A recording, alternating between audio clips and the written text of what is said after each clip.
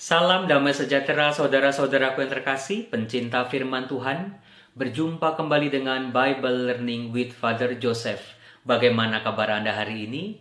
Saya sangat berharap di situasi seperti ini, sesulit apapun, kita masih bisa menjadi berkat untuk orang lain. Nah, berkaitan dengan hal itu, di awal video ini, saya mau mengkampanyekan sebuah gerakan mewujudkan mimpi.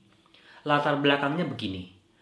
Pandemi wabah corona membuat banyak orang kehilangan pekerjaannya atau berkurang penghasilannya, sehingga mereka mengalami krisis ekonomi.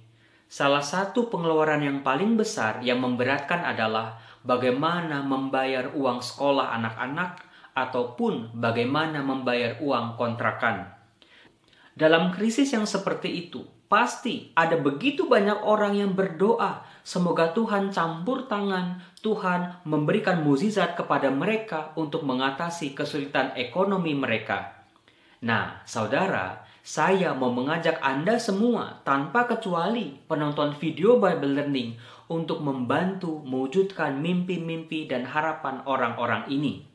Caranya sederhana, hanya dengan memberi like di video ini.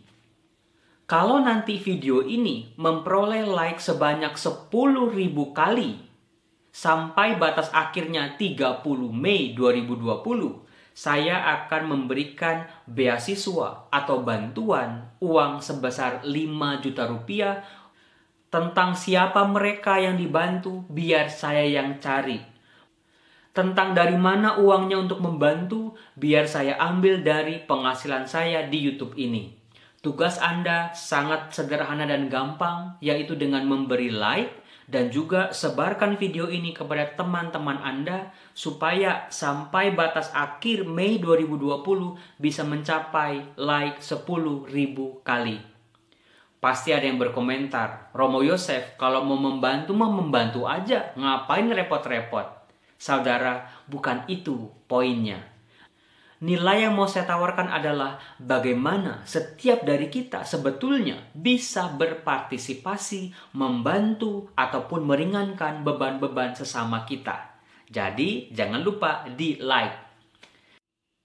Saudara yang terkasih, dalam video Bible Learning ini, saya mau mengangkat satu doa lagi dalam kitab suci Perjanjian Lama. Sebuah doa yang sungguh indah, sebuah doa yang diungkapkan dengan sebuah keyakinan, sebuah harapan, sebuah pengenalan akan Allah yang luar biasa. Doa ini diucapkan oleh seorang raja yang bijaksana. Siapa lagi kalau bukan Salomo? Banyak pembaca kitab suci hanya mengenal Salomo. Oh, dia itu raja yang penuh hikmat. Oh, dia pernah minta hikmat dibandingkan harta, nyawa musuhnya, ataupun kerajaan. Atau juga, oh Salomo itu yang di akhir hidupnya dia jatuh dalam ketidaksetiaan.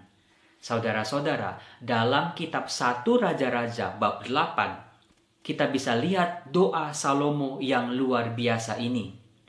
Saudaraku yang terkasih, doa ini menjadi spesial karena yang pertama, ketika Salomo mendoakan doa ini, hidupnya sedang penuh dengan kebaikan-kebaikan Tuhan. Betapa dia sedang mengalami janji Allah betul-betul terlaksana di dalam hidupnya.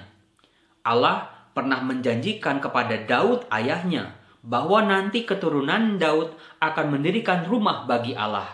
Dan yang ada di hadapan Salomo ada sebuah bait Allah yang maha indah.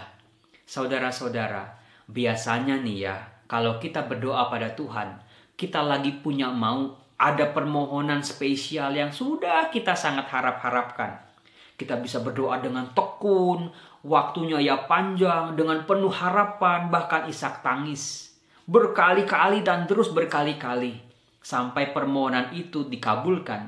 Tetapi silakan kita koreksi dalam diri kita, ketika doa-doa kita terwujud, terkabul, apakah dalam ucapan doa, syukur, dan terima kasih kita masih sama tekunnya ketika kita doa meminta kepada Tuhan?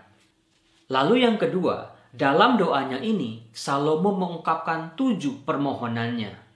bagaimana dia mengharapkan rumah Allah yang dia bangun ini bisa menjadi sumber berkat untuk umat Allah. 7 permohonan Salomo bisa kita lihat dengan mudah dari rumusan-rumusan yang diucapkan Salomo dalam doanya. Biasanya diawali dengan ungkapan jika atau apabila. Lalu nanti di tengah-tengah ada ungkapan maka. Silakan Anda buka 1 Raja-Raja bab 8. Kita lihat di ayat 31. Di situ ada kata jika. Lalu di ayat 32 ada kata maka. Di ayat 33 ada kata apabila. Di ayat 34 ada kata maka. Di ayat 35 juga sama apabila. Di ayat 36 maka. Dan seterusnya. Silakan Anda temukan sendiri.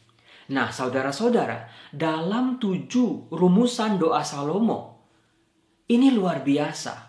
Misalnya yang pertama, betapa Salomo mengharapkan agar di dalam rumah Allah ini, umat Allah bisa mengalami Allah yang maha adil. Misalnya ketika hak mereka diinjak-injak oleh orang yang lebih berkuasa, silakan umat Allah ini bisa mencari keadilan di dalam rumah Allah. Dan mereka akan menemukan Allah yang sungguh adil dalam perkara-perkara mereka. Allah yang akan menyatakan orang benar sebagai benar, orang salah sebagai salah.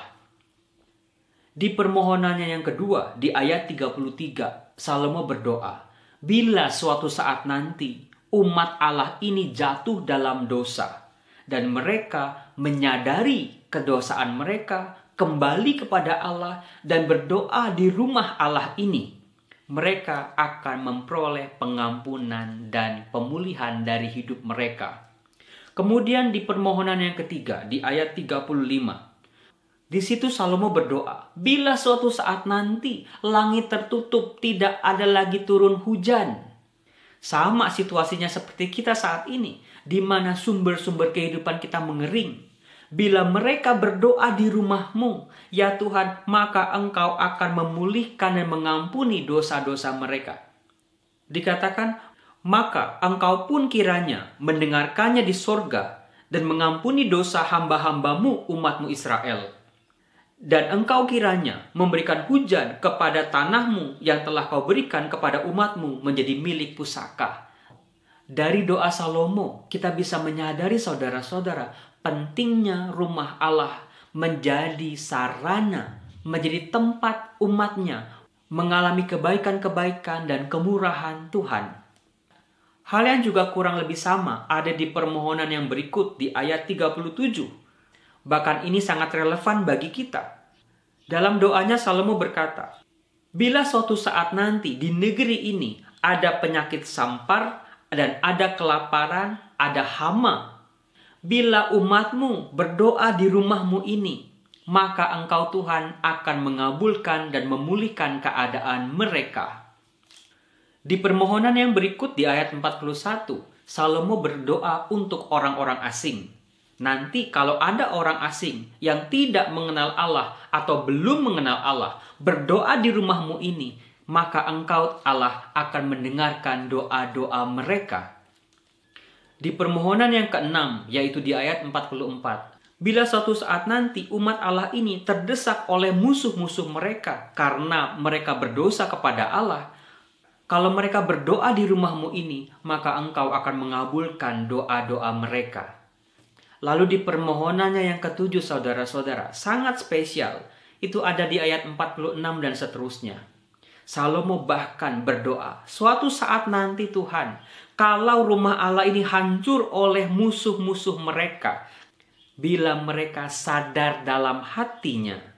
Salomo mengharapkan suatu saat nanti meski bangunan fisik akan hancur, tetapi setiap umat Allah tetap akan mengalami kemurahan Tuhan di dalam hati mereka. Hati adalah tempat di mana manusia bisa merasakan kemurahan dan kehadiran Tuhan dalam hidupnya. Hal itu juga sangat relevan untuk kita, di mana kita tidak bisa lagi ke gereja karena wabah virus corona ini. Itulah dahsyatnya doa Salomo. Semoga kita banyak memperoleh inspirasi dalam doa Salomo ini. Salam damai sejahtera, Tuhan Yesus memberkati saudara. Amin.